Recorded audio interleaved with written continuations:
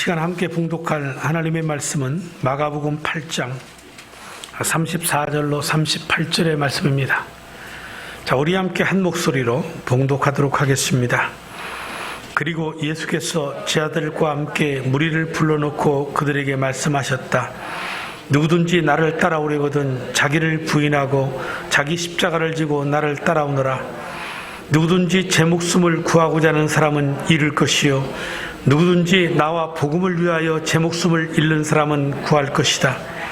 사람이 온 세상을 얻고도 제 목숨을 잃으면 무엇이 유익하겠느냐? 사람이 제 목숨을 되찾는 대가로 무엇을 내놓겠느냐? 음란하고 죄가 많은 이 세대에서 누구든지 나와 내 말을 부끄럽게 여기면 인자도 자기 아버지의 영광에 쌓여 거룩한 천사들을 거느리고 올 때에 그를 부끄럽게 여길 것이다. 아멘. 자, 오늘 본문의 말씀을 중심으로 주님의 제자가 되십시오. 직접적인 제가 드리고 싶은 주제는 이겁니다. 주님의 제자가 되는 세 단계. 자, 오늘 말씀 가운데에도 우리 하나님의 성령이 우리와 함께 계셔서 도전 주시고 은혜 주셔서 정말 주님의 참된 제자가 되는 이 세 단계를 다 여러분들이 통과하는 그러한 축복이 있기를 주님의 이름으로 축복합니다. 사람들은 왜 교회에 나오는 것일까요? 여러분들은 왜 교회에 나오셨습니까? 이 질문을 청소년들에게 물어봤습니다. 너희들은 왜 교회에 나오니? 라고 물었더니 아이들이 여러 가지의 다양한 답변을 합니다. 가기 싫은데 부모님이 강제로 다니게 해서 다녀요. 솔직한 표현이겠지요. 또 어떤 친구는 교회에 가면 친구를 만나는데 그 친구를 만나서 노는 것이 너무나 좋아서 나는 교회 간다. 이렇게 말하는 친구도 있고, 어떤 친구들은 나는 교회가 너무나 좋다. 사람들이 너무나 좋다. 하여간 좋다. 뭐 이런 친구도 있는 것 같아요. 또 어떤 친구는 아주 모범답안을 이야기합니다. 나는 하나님께 예배하기 위해서 교회에 갑니다. 또 어떤 친구는 아니 주일이면 당연히 교회에 가는 거지 왜 그런 질문을 하는지 모르겠습니다. 라고 말하는 친구도 있었답니다. 그런데 많은 학생들이 어떤 대답을 하신 줄 아십니까? 너가 왜 교회 가니? 그랬더니 나도 몰라요. 나도 모른다라는 겁니다. 여러분, 왜 우리가 교회에 가는가? 이 질문, 이 당연한 질문 같은 질문이 오늘 우리에게도 한 번 정도는 던져져야 합니다. 왜 내가 교회에 가는 거지? 내가 왜 예수를 믿는 거지? 내가 왜 신앙생활을 하는 거지? 이 질문을 던져봐야 합니다. 우리가 주님을 따르는 것에 있어서도 각 사람마다 다른 이유가 있는 것을 봅니다. 예수님 당시에도 주님의 12 제자 이후에 수많은 사람들이 예수님을 따라다녔지만 따르는 목적과 생각들이 각각 다 달랐다는 것입니다.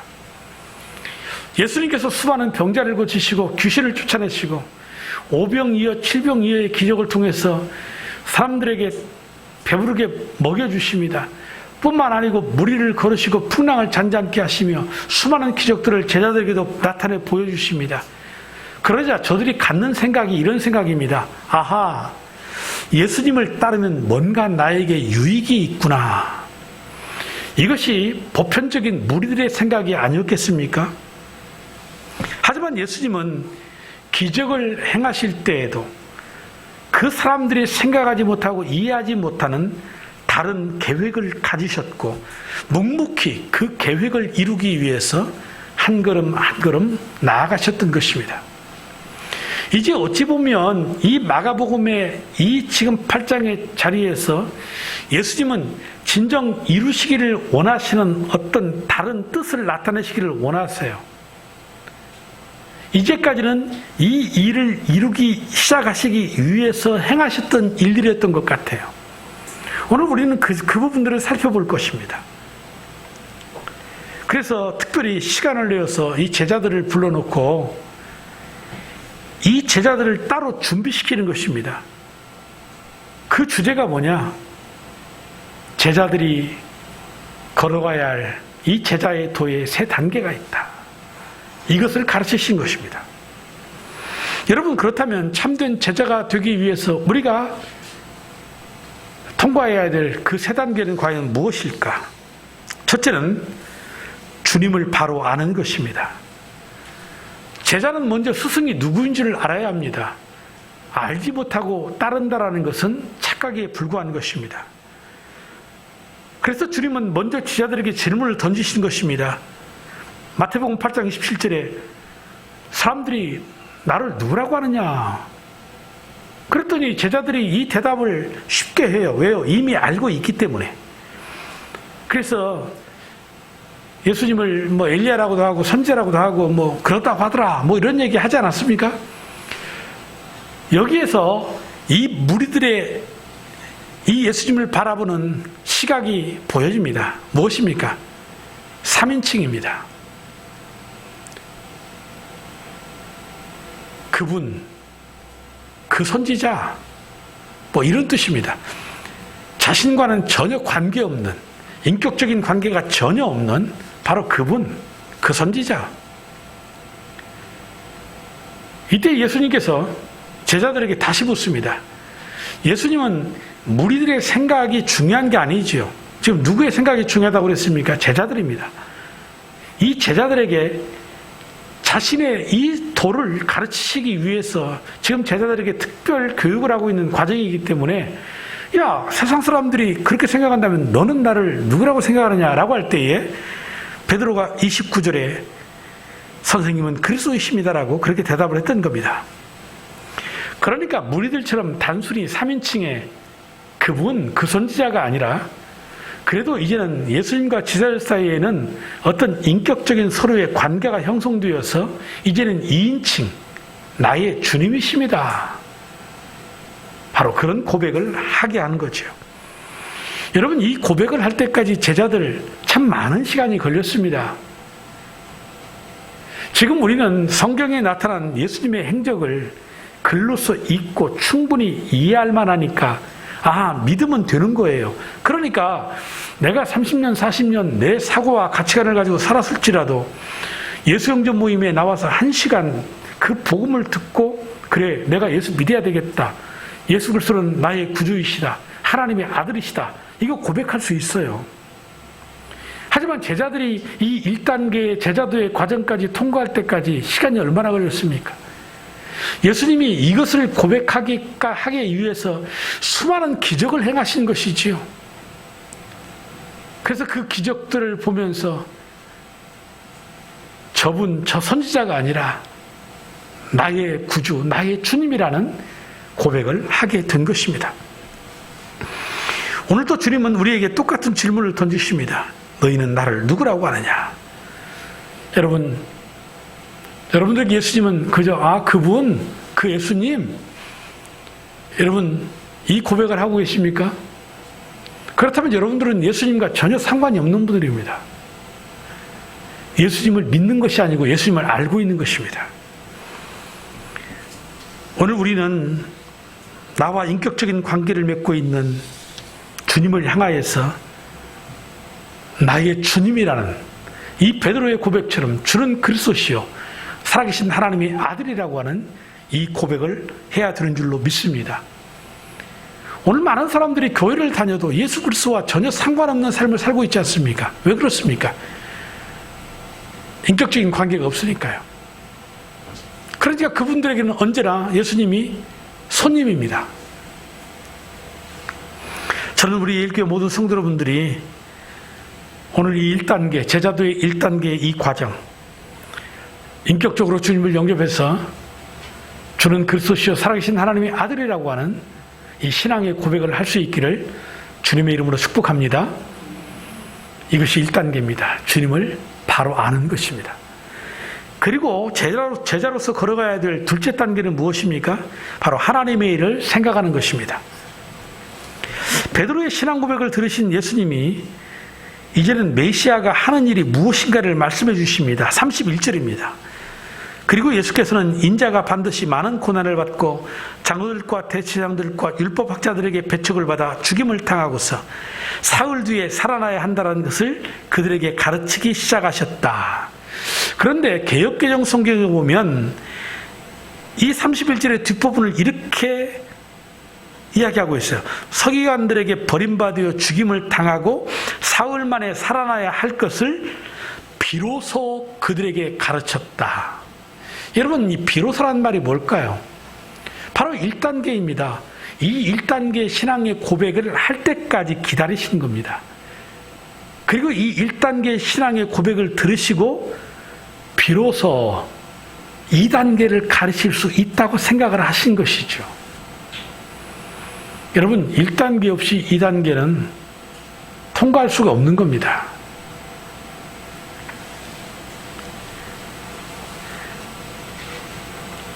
앞에서 지자들이 위대한 신앙의 고백을 했습니다.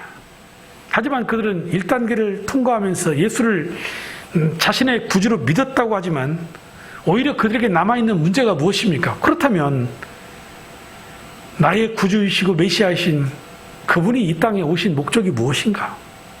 왜 오셨는가? 여기에 제자들의 심각한 문제가 있습니다. 왜입니까? 그들은 메시아가 무엇을 하는 분인가를 몰랐어요. 그저 단순히 메시아가 오면 이 로마의 압제에서 자신들을 해방시켜주고 이 세상을 통치하면서 그 예수님의 제자들로서의 자신들이 무엇인가 한 자리 차지해서 세상을 호령하고 떵떵거리며 잘 살 것이라는 그런 생각을 하고 있었던 것이죠. 이것이 뭡니까? 하나님의 일이 아니지 않습니까? 바로 사람들의 일인 것입니다. 그런 점 때문에 예수님께서는 비로소 하나님의 아들로서의 메시아의 일, 하나님의 일을 그들에게 이렇게 가르치셨습니다. 31절을 보십시오. 인자가 반드시 많은 고난을 받고 장로들과 대제사장들과 율법학자들에게 배척을 받아 죽임을 당하고서 사흘 뒤에 살아나야 한다. 그러니까 이 말씀을 보면 메시아의 사역이 무엇입니까? 하나님의 일이 무엇이라는 겁니까? 이 땅에 오신 메시아가 십자가에 달려 죽으시고 부활하셔서 온 인류를 구원하시려고 하는 이 거대한 구원의 큰 그림, 이것이 바로 예수님이 이 땅에 오신 목적이었던 겁니다. 이것이 하나님의 일이었습니다. 그런데 제자들은 1단계는 통과를 했는데 이 2단계를 이해를 못하니까, 하나님의 일이 무엇인지를 이해를 못하니까 혼란스러워하는 겁니다. 이게 뭔가 잘못된 거다. 그래서 베드로가 성질이 급하니까 또 앞에 나서서 예수님에게 묻는 겁니다. 32절입니다. 예수께서 드러내놓고 이 말씀을 하시니 베드로가 예수를 꼭 붙잡고 예수께 항의하였다. 여러분, 이 표현은 점잖은 표현이 아닙니다. 예수를 붙잡고 항의했다는 말은 거의 폭력적이었다는 얘기입니다. 한쪽으로 예수님을 몰아세워놓고, 이게 말이 됩니까? 메시아가 죽으면 어떻게 합니까? 우리들이 가정을 포기하고 모든 걸 포기하고 당신을 따랐던 이유가 이것입니까? 그럴 수 없는 겁니다. 바로 이런 분위기입니다. 예수님은 죽으실 수도 없고 죽어서도 안 되는 겁니다. 그러면 자신들의 모든 야망이 다 무너지는 겁니다. 우리가 잘 아는 것처럼 마태복음과 마가복음을 보다 보면 이 상황 가운데에 전후에서 지자들이 무슨 논쟁을 하고 있어요? 누가 크냐? 이게 논쟁을 하잖아요. 우리가 예수님께서 요한복음 13장에 보면 이 제자들의 발을 씻겨주는 장면이 나와요. 참 감동을 받죠. 또 이것을 우리가 본받아서 때로는 믿음의 기업들이나 또 학교에서 이런 데에는 어느 학교의 광고에도 TV에 나오잖아요. 교수님들이 무릎 꿇고 제자들의 발을 씻겨주는 세족식. 그 예수님이 행하셨던 모습을 본받아서 하는 거잖아요. 그런데 여러분, 그 아름다운 모습의 이면에는 어떤 갈등의 문제가 있는 겁니까? 누가 크냐? 여러분, 만약에 내가 다른 사람의 발을 씻겨준다면 당신은 나보다 더 큰 사람이에요. 이거 인정하는 겁니다. 그러니 지자들이 서로 발을 씻겨주겠어요? 내가 더 크다고 생각하는데. 누가 크냐? 싸우고 있다고 그랬잖아요. 그런데 내가 네 발을 씻겨? 네가 내 발을 씻겨야 되지. 이 모습을 보고 계신 주님이 아마도 성경에는 표현되고 있지 않지만 아이고 저것들이 제자라고 저것들이 제자라고. 그래서 일어나셔서 허리에 수건을 퉁이시고 그 제자들의 발을 씻겨주시는 겁니다. 주와 선생으로 내가 너희들이 고백한 주님이다. 내가 너희들의 스승이다. 그런데 내가 주와 스승으로서 너희들의 발을 씻겨준다. 라고 하시면서 발을 씻겨주신 겁니다.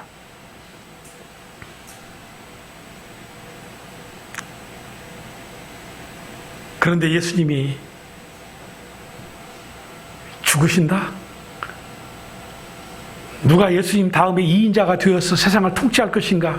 누가 더 크냐? 이것 가지고 지금 싸우고 있고, 심지어는 어머니의 치맛바람을 통해서 하나는 좌편에 하나는 우편에 앉게 해주세요라고 하는 이런 분위기 속에서 갑자기 예수님이 십자가의 도, 메시아로서의 이 땅에서 해야 될 그 사역에 대해서 말씀하시면서 내가 죽을 거다. 죽으면 안 돼요. 결단코 제자들에게 지금 예수님은 죽으시면 안 돼요. 그러니까 베드로가 그 난리를 친 겁니다. 이러한 베드로의 태도에 대해서 예수님이 뭐라고 꾸짖으셨습니까? 33절에 사탄아 내 뒤로 물러가라. 너는 하나님의 일을 생각하지 않고 사람의 일만 생각하는구나. 바로 이 말씀의 뜻이 바로 앞에서 말씀드린 그런 상황 가운데서 나온 이야기입니다. 한마디로 제자들은 비록 예수님이 메시아라고 하는 자신들의 구세주라고 하는 사실은 믿었어요. 저는 그 믿음의 고백이 진실이라고 생각해요. 하지만 그건 1단계예요. 제자도에. 이제 2단계 제자는 어떤 사람이 되어야 합니까? 바로 우리의 스승이신 예수님이 메시아이신 그분이 과연 원하는 뜻이 무엇이냐? 하나님의 뜻이 무엇이냐? 하나님의 일이 무엇이냐? 이걸 깨달아서 그 뜻을 이루어드리는 삶을 살아가는 사람입니다. 이게 바로 제자인 것입니다. 어쩌면 이러한 일은 지금도 우리의 삶 속에서 일어나고 있는 겁니다. 예수 그리스도를 구주로 영접했습니다. 이 말은 예수님이 나의 주인이라는 것입니다. 그런데 삶 속에서는 예수님을 나의 주인으로 대접해드리지 않는 겁니다. 하나님의 일이 아닌 사람의 일을 구하면서 하나님의 뜻보다도 자신의 뜻을 언제나 먼저 앞세웁니다. 예수님이 내 삶의 주인으로 나를 다스려야 하시는데 내가 주인 행세를 하고 있는 겁니다. 그래서 나의 삶의 모든 결정권을 내가 가지고 내가 결정하는 겁니다. 성경 말씀도 잘 알고 신앙생활이 무엇인지 ABCD 다 압니다. 특히 우리가 신앙생활을 오래 하다 보면 교회 안에 직분도 가지고 우리 신앙생활 하잖아요. 심지어는 목사가 되어서 이렇게 살라고 가르치기도 하고 그러지 않습니까? 하지만 내 마음에 안 들면 안 합니다. 내게 유익이 안 되면 안 합니다. 그러니까 한마디로 얘기해서 예수님은 여전히 내 유익을 위해서 존재하는 겁니다. 그러니 예수님이 죽으시면 안 되는 겁니다. 그래서 예수님 죽으시면 안 됩니다. 내가 그렇게 놔둘 줄 압니까? 결단코 그런 일은 있을 수 없는 겁니다. 베드로의 그 고백이 단순한 어떤 충정에서 나온 말이 아닌 것 같지 않아요? 그래서 우리는 이 1단계 과정을 통과하는 것도 중요하죠. 그리고 이미 우리 성도들은 이 1단계나 통과했다고 저는 믿습니다. 예수를 믿는 모든 사람들은 이 1단계는 통과했어요. 자, 그러면 이 2단계, 이제 무엇을 생각하며 살아야 합니까? 하나님의 일인 겁니다. 하나님의 일. 저는 우리 예일교회 모든 성도님들이 이 제자도의 2단계도 사람의 일을 생각하지 아니하고 언제나 하나님의 일을 먼저 생각하는 그런 제자도의 삶을 살아가기를 주님의 이름으로 축복합니다. 자, 그리고 이제 제자로서 걸어가야 될 이 세 번째 단계는 뭡니까? 주님을 쫓아가는 겁니다. 따라가는 것입니다. 오늘 34절에 예수님은 제자들에게 나를 따라오너라 그렇게 말씀하셨습니다. 그런데 주님을 따라가기 위해서는 우리가 두 가지를 해야 됩니다. 첫 번째가 뭡니까? 그리고 예수께서 제자들과 함께 무리를 불러놓고 그들에게 말씀하셨다. 누구든지 나를 따라오려거든. 첫째 뭐예요? 자기를 부인해야 된다. 이 자기 부인이라는 말은 어떤 뜻을 가지고 있느냐면 헬라어의 원어의 뜻을 보면 이것은 인연을 끊어야 된다. 그리고 강한 포기 이런 뜻을 가지고 있습니다. 우리가 제자로서 부르심을 받은 베드로의 사건을 우리가 마가복음 1장에서 살펴본 적이 있습니다. 16절로 18절에 보면 예수께서 갈릴리 바닷가를 지나가시다가 시몬과 그의 동생 안드레가 바닷가에서 그물을 던지고 있는 것을 보셨다. 그들은 어부였다. 예수께서 그들에게 나를 따라오너라. 내가 너희를 사람을 낚는 어부가 되게 하겠다 하고 말씀하셨다. 이 말씀은 뭡니까? 제자로 콜링을 한 거죠. 여러분 이거 아세요? 저는 이 말씀을 준비하면서 그 생각이 문득 떠올랐어요. 제자는 주님이 부르시는 겁니다. 선택입니다. 이 예수님과 이 제자들의 관계 속에서 많은 사람들이 예수님의 이적을 보고 예수님 앞에 나와서 내가 제자가 되겠다고 예수님을 따르겠다고 수많은 사람들이 찾아온 적이 있죠. 근데 예수님이 인자는 머리 둘 것도 없다 뭐 이런 말씀하시면서 네 소유를 다 팔아 가난한 자에 주고 나를 쫓아라 뭐 이런 말씀하시잖아요. 그들이 제자가 되겠다고 찾아왔지만은 그들이 예수님이 요구하신 그 요구대로 다 실천하고 주님을 따른 사람이 있습니까? 한 사람도 없습니다. 아 그렇구나. 제자는 부르시는구나. 저와 여러분들은 주님의 제자입니다. 이미 주님께서 우리를 부르셔서 자녀 삼으시고 우리를 제자 되게 해줄 줄로 믿습니다. 그래서 우리가 예수님을 따라야 되는 거예요. 주님을 고백하고 하나님의 뜻이 무엇인지를 생각해서 이제는 그 주님이 원하는 그 길을 우리도 함께 따라가는 것, 이것이 신앙생활이고 이것이 주님의 제자라고 말씀을 드리는 것입니다. 배와 그물을 버린다. 이것은 베드로에게는 생계의 수단입니다. 베드로에게는 부모도 있고 가족도 있고 그렇습니다. 그런데 이 모든 것을 버려두고 주님을 쫓아가면 그 가족들은 어떻게 살아가는 말입니까? 나중에 말씀드리겠지만 이러한 주님의 부르심에 순종할 때에는 후회함이 없어요. 왜요? 저들을 하나님이 버리시지 않으시기 때문에. 그렇기 때문에 너무나 이성적으로 주님이 부르시는데 이것도 못하고 저것도, 그러니까 제자가 못되고 주님을 못 따르는 거지요. 신앙 고백을 하고 하나님의 뜻이 무엇인지 알지만 결국에는 따라가지 못한다면 제자 아니거든요. 그래서 우리가 자기의 이 포기가 필요한 거 아니겠습니까? 자기 부인.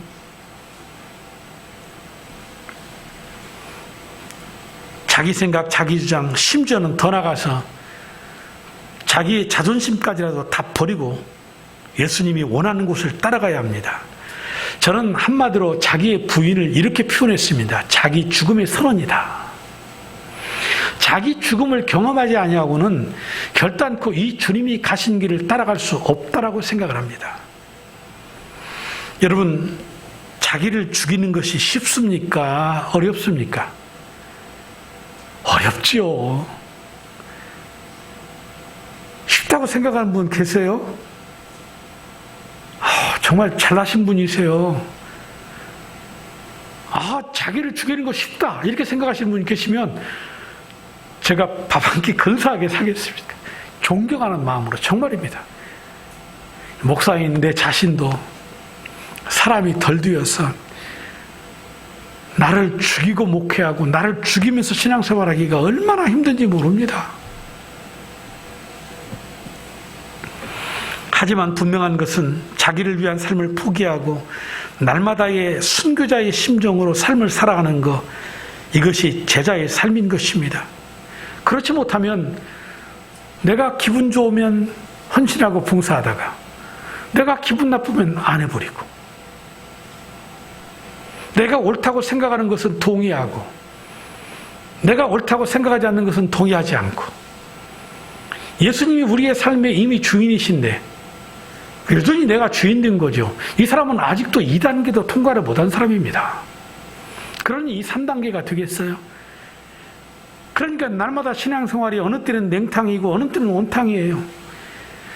뭐 사우나에 가서 냉탕 온탕 들어다니는 사람들 정말 자주 보지만은 뭐 그렇게 하는 것이 좋은지는 모르겠어요. 나는 못하겠더라고요. 그런데 신앙생활이 어느 때는 뜨거웠다가 어느 때는 차가웠다가, 그러니까 신앙생활을 보면 너무나도 그 신앙생활 자체가 굴곡이 심해요. 그런 성도들을 보면 불안해요. 막 열심히 할 때에도 불안해요. 저러다가 언제 떨어질까 걱정이 되고, 막 차가워진 신앙을 가지고 원망하고 불평하고 막 그런 모습을 보면, 아이고 언제까지 저렇게 신앙생활할까 막 이런 생각하면 정말 이 목자의 마음의 심정을 가지고 뭐 안타까워요. 이거 우리 목자 목녀님들은 이 목녀의 그 목양을 하면서 이미 다 느끼셨을 거예요. 그것이 내 모습인 것에 깜짝 놀라고, 또 목원들의 그러한 모습을 통해서 긴장하고.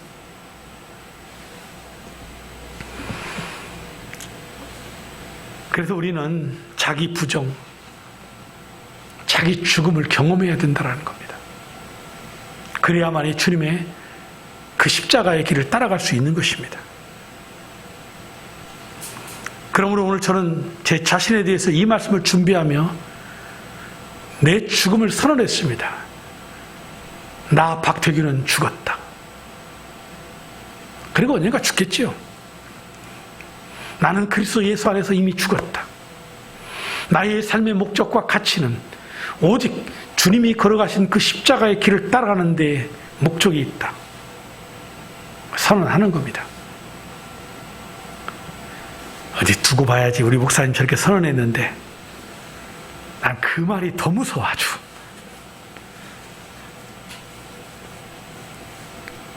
그래도 선언했다라는 것이 어디예요? 또 넘어지면 아이고 내가 선언했는데 이러면 안 되지. 또 다시 일어나고. 그게 우리 모습 아니겠어요? 저는 이 시간 우리 성도 여러분들이 이 3단계 주님을 따라가는 길에 있어서 자기 죽음을 경험하는 이 자기 부인이 있기를 주님의 이름으로 축원합니다. 이 자기 죽음의 경험이 없이는 주님을 따라갈 수 없습니다. 그리고 두 번째 뭐라고 그랬습니까? 34절 마지막에 자기 십자가를 지고 나를 따라오너라 그랬습니다. 이 자기 십자가를 진다라는 말, 주님은 나를 따라오든 자기 십자가를 져야 된다고 그랬어요.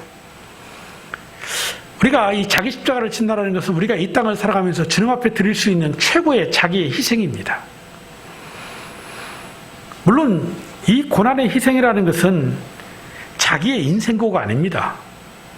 아이고 내 팔자가 왜 이래, 예수 믿으면서 이런 생각하지요. 자기가 저질러 놓고 자기가 잘못된 삶을 사는 결과를 보고도 그걸 합리화해서 아이고 내가 져야 될 십자가지, 자식들이 속을 새겨. 다는 아니겠지만 아이고 저 자식들 하나님이 내게 주신 십자가겠지. 그게 맞는 말인지는 몰라도 내가 그렇게 키워놨잖아. 결코 자신의 인생고를 가리켜 십자가라고 말하지 마십시오. 이 십자가의 자기 희생이라는 것은 무엇을 의미하는 줄 아십니까? 바로 이 하나님의 나라의 뜻을 위해서 자신을 희생한 것을 의미하는 겁니다. 이것이 그리스도를 위한 고난이라고 표현할 수 있는 겁니다. 그러므로 주님을 따르는 제자는 이 자기의 십자가를 지고 주님을 따라야 합니다. 제자에게 고난은 자기가 스스로 져야 될 몫이라고 그렇게 말씀드릴 수 있습니다. 그래서 우리 십자가는 뭡니까? 이 예수님 당시에 흉악한 죄인들이나 정치범, 이런 노예들이 큰 죄를 졌을 때 십자가에 달려 죽이잖아요.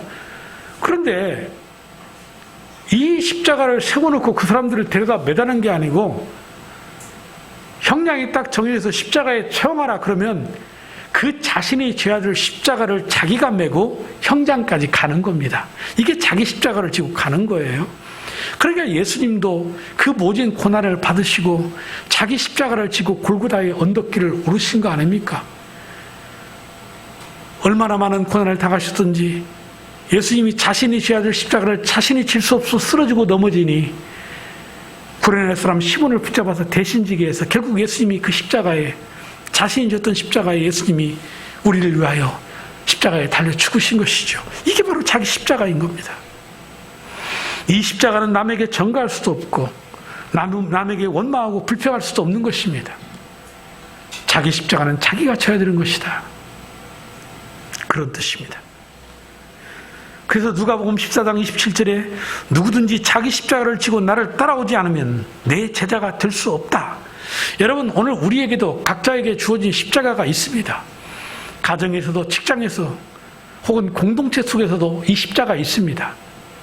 그런데 여러분, 이 자기 십자가를 이해할 필요가 있어요. 예를 들면 이 십자가를 진다 그러니까 내가 예수 믿으면 막 고난받고 고통받고 뭔가 힘든 일이 생길 것 같은, 마치 그러면서 내가 예수를 믿어야 되는 것 같은 생각이 드는 거죠. 그러니까 신앙생활에 기쁨이 없는 거예요.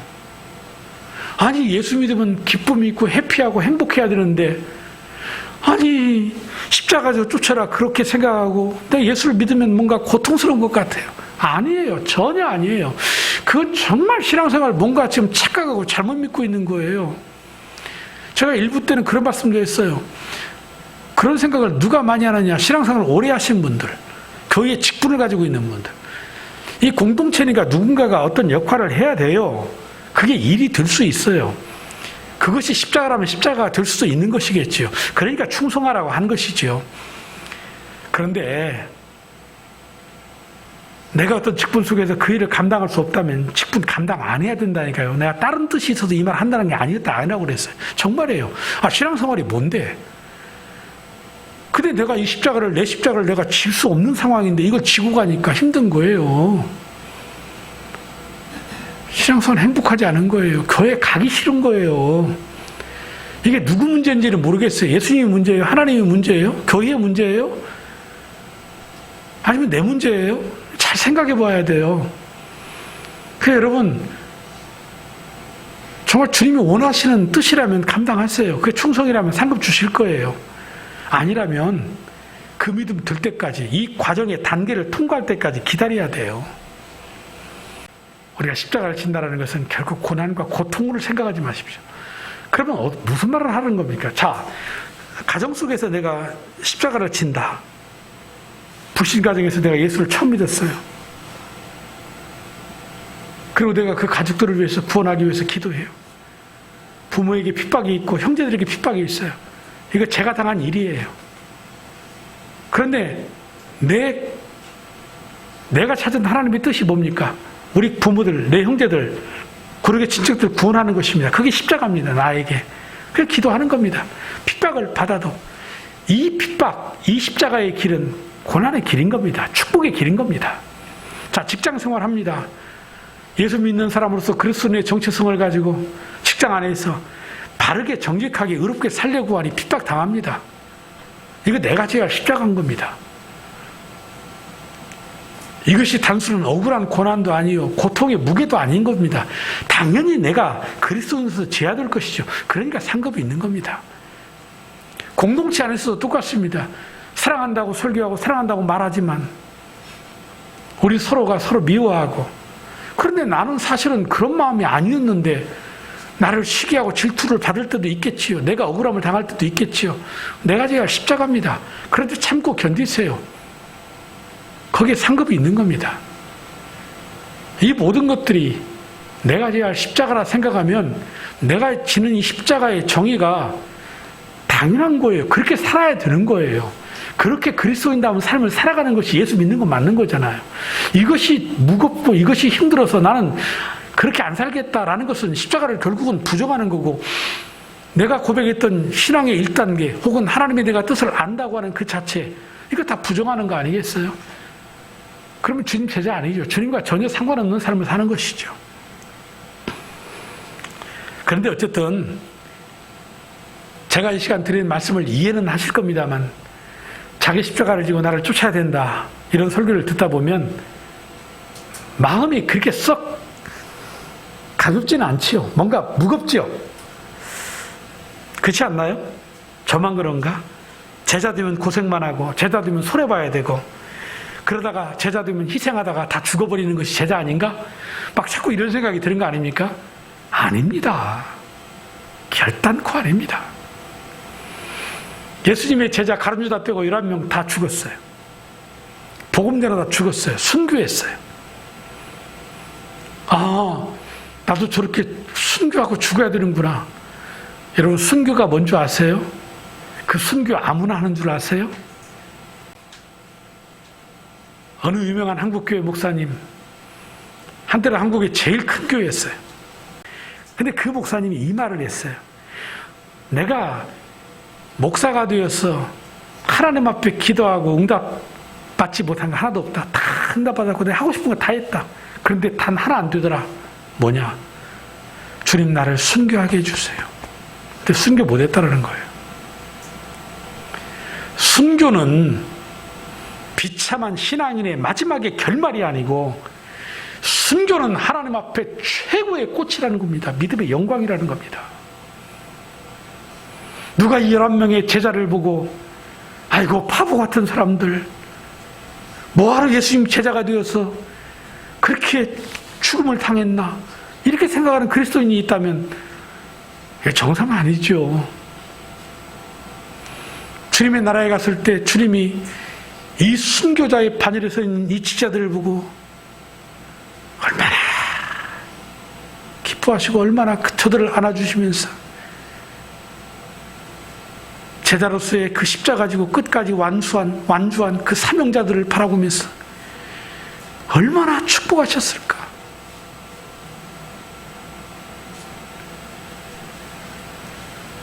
그리고 여러분, 우리가 자기 부인하고 자기 십자가 가지고 주님을 따라할 이유가 분명히 있어요. 35절 보세요. 누구든지 제 목숨을 구하고자 하는 사람은 잃을 것이요, 누구든지 나와 복음을 위하여 제 목숨을 잃는 사람은 구할 것이다. 결국은 제자로서의 제자도의 삶을 살아갈 때 자기 생명이 얻는 길이 여기에 있는 겁니다. 주님의 제자가 되지 아니하고는 결단코 이 구원의 길을, 생명의 길을 얻을 수 없다라고 말하고 있습니다. 우리가 제자로서의 삶을 살아가는 것은 단순한 의무가 아닙니다. 우리를 영원히 살리는 삶의 방식인 것입니다. 그래서 예수님께서 이 땅에 오셔서 제자를 부르신 겁니다. 우리를 부르신 겁니다. 우리를 영원히 살리시려고. 뿐만 아니고 36절과 37절에 사람이 온 세상을 얻고도 제 목숨을 잃으면 무엇이 유익하겠느냐, 사람이 제 목숨을 되찾는 대가로 무엇을 내놓겠느냐. 여러분, 이 땅에 어느 것보다도 이 목숨이 중요하다는 얘기를 하시는 겁니다.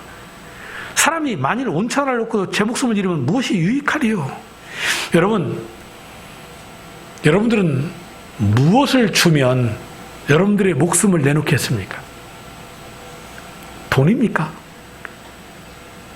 제가 여러분들에게 1조 원을 준다고 한다면 여러분들의 목숨을 내놓겠습니까? 아니, 얼마나 어리석은 이야기예요, 이 이야기 자체가. 아니, 1조 원을 받으면 뭐해? 내가 죽으면 끝나는 것을. 근데 여러분, 제자도의 삶을 살지 않는 그리스도인들은요, 세상에서 똑같이 이 삶을 살고 있어요. 저는 이 말씀 준비하면 이런 생각이 했어요. 뭐 이번만 생각해 본 거 아니에요. 자, 내가 지금 필요한 게 쌀이에요. 이 쌀을 먹어야 살아요. 근데 종이 쪼가리 돈을 주고서 쌀을 사요. 나는 이 돈을 받고 쌀을 주는 사람 보면 참 어리석다고 생각을 해요. 하지만 이것은 우리가 이미 서로의 약속의 신용 속에서 이 가치를 인정하고 이걸 가지고 또 다른 걸 살 수 있는 이러한 거래를 할 수 있는 것이 있으니까 하는 것인 줄 알아요. 제가 그걸 몰라서 이 말 하는 거 아니에요. 근데 어찌 보면 필요하지만 이 자체는 사실은 아무리 쌓아도 이것은 나를 못 살려요. 쌀 한 주먹은 나의 한 끼를 살리는 식량도지만 돈 이 자체는요, 나를 못 살리는 거예요. 그러니까 이 돈을 정말 바르게 쌓는 삶이 아닌 바르게 사는 삶이, 사용하는 삶이 그리스도인들의 이 돈 관리 아니겠어요? 재물 관리 아니겠어요? 그런 면에서 여기에 돈의 가치는 부여드린 거지, 이게 아니라면 앞에서 말한 것처럼 1억과 내 생명을 바꾼다? 그게 무슨 의미가 있어요? 가장 어리석은 것이지. 즉, 사람이 자기 생명을 지키는 것보다 더 중요한 문제는 없는 겁니다. 그래서 주님께서 너를 부인하고 십자가를 지고 나를 따라와야 된다. 그 안에 우리의 영생의 삶이 길이 있다. 라고 말씀하시니 우리가 주님을 따라야 될 이유가 되는 거지요. 뿐만 아니고 주님께서 뭐라고 그랬어요? 38절에 인자가 자기 아버지의 영광에 쌓여 거룩한 천사들을 거느리고 올 때에, 그러니까 우리 주님은 언제인가 이 땅에 올려가신 그대로 이 땅을 심판하시기 위해서 오십니다. 그런데 주님이 그를 부끄럽게 여길 것이다. 누군가는 자랑스럽게 영광스럽게 여기시고 누군가는 부끄럽게 여기시는데, 이것은 우리의 행위를 따라 하시는 하나님의 심판이신데, 이 행위의 근거가 뭡니까? 바로 십자가를 졌느냐 지지 않았느냐, 자기의 십자가를 지고 따랐느냐 따르지 않느냐, 결국은 이것을 이행했느냐의 여부를 가지고 심판이 정해지는 겁니다. 선한 일을 했느냐 안 했느냐? 그러면 이것은 자격이라고 그랬어요. 선의 기준이 뭐예요? 어떤 사람에게는 이 일이 선이고 어떤 사람에게는 그렇지만 악이 될 수도 있어요. 이건 나라마다 달라요. 그건 우리가 측량할 수 있는 게 아니에요. 선함으로 착함으로 구원받는 거 아니에요. 우리의 심판의 기준은 그게 아니고 뭡니까? 자기 십자가를 지고 주님을 따랐느냐 따르지 않았느냐, 제자로서의 삶을 살았느냐 살지 않았느냐, 결국 이것인 겁니다. 역시나 목사님 말씀을 들어보니 아이고 나는 안 돼 이렇게 생각하실 분이 계실지 모르겠습니다. 아, 나는 지금 1단계는 통과를 했겠는데 아직 2단계는 내가 통과를 못했구나. 어느 분은 아, 나는 1단계는 통과한 것 같고 2단계도 통과한 것 같다. 근데 3단계는 아직 내가 아닌 것 같다. 이렇게 생각하시는 분도 계실 거예요. 좀 더 욕심을 내어서 격려하고 싶다면 나는 1단계도 통과하고 2단계도 통과해서 이제는 3단계 제자들의 삶을 살아간다. 물론 완전하지 않지만 그래도 난 주님을 따른다. 이렇게 말할 수 있을지도 모르겠어요. 그건 다 괜찮아요. 계단은 한 계단 한 계단 올라가면 올라가는 거지. 그렇잖아요. 너무 그것 때문에 좌절할 필요도 없어요. 그런데 여러분, 제자들이 이 3단계 통과했어요? 못했어요? 다혜자매님 했어요? 못했어요? 못하잖아요. 주님이 이 말씀 하시지만 제자들 이 3단계 통과 못하잖아요. 어느 때까지? 성령이 오시기 전까지 못하잖아요. 그래서 지난주에 말씀드린 것이 성령이 답이라고 말씀드린 이유가 그거예요. 우리의 힘 가지고 주님 제자 되는 거 아니에요. 하지만 이 소원을 가져야 돼요. 주님, 내가 이 1단계 주님을 진정 바로 하는 이 지적인 주님을 바로 하는 믿음을 가지고 주는 그리스도시요 살아계신 하나님의 아들이십니다. 이 신앙의 고백을 하게 하여 주옵소서. 이 신앙의 고백을 했다면 2단계, 정적인 단계 바로 이제 알고 느끼는 겁니다. 아, 내가 무슨 일을 해야 되는 것인지, 하나님의 일이 무엇인가, 사람의 일이 무엇인가. 그래서 이제는 내가 사람의 일을 생각하지 않고 하나님의 일을 생각하면서 그 주님의 제자로서의 주님의 그 사명의 길을 내가 따라가야 되겠다 결정했다면 이제 3단계 뭡니까? 의지적인 부분에서 그 행동의 결단하는 겁니다. 나를 자기의 죽음을 경험하고 부인하고 내게 맡겨주신 그 십자가 내가 지고서 그리스도의 그 정체성을 가지고 이 세상 속에서 내가 살아가는 겁니다. 그런데 살아가려고 해도 내 힘으로 안 되니 이미 오신 성령님, 제자들은 안 될 수밖에 없었어요. 왜요? 성령이 아직 안 오셨으니까. 그러나 성령이 오심으로 말미암아 지자들의 삶이 바뀌잖아요. 순교자의 삶으로 영광스러운 삶으로 바뀌잖아요. 그런데 이미 우리는 성령님이 오신 시대를 살고 있지 않습니까? 성령의 시대를 살고 있지 않습니까? 내 힘으로 안 되니 성령님 오셔서, 때로는 여러분 기도하실 때 주님 나를 도와주세요 이렇게 기도하시지 마시고 더 좀 적극적인 표현, 삼위 하나님이시니까 어느 분을 부르신들 다 그 이름이 그 이름 똑같은 분이시니 다 상관없지만 성령님, 성령님은 능력이시니 성령님 나로 하여금 이 주님의 제자도의 삶을 살아갈 수 있는 힘을 주시고 능력을 달라고 그렇게 기도하세요. 그럴 때 성령 하나님이 우리를 도우셔서 우리로 하여금 이 참된 제자로서의 삶을 살게 해줄 줄로 믿습니다. 자, 우리 성도들 모두가 1단계, 2단계, 3단계의 제자도의 모든 과정을 다 통과해서 정말 주님 앞에 참된 제자의 삶을 살아 마지막 날 주님으로부터 잘했다, 수고했다. 너의 그 상을 내가 잊지 않으마 라고 하시는 그 놀라운 축복을 받아 누리는 저와 여러분 되기를 주님의 이름으로 축복합니다.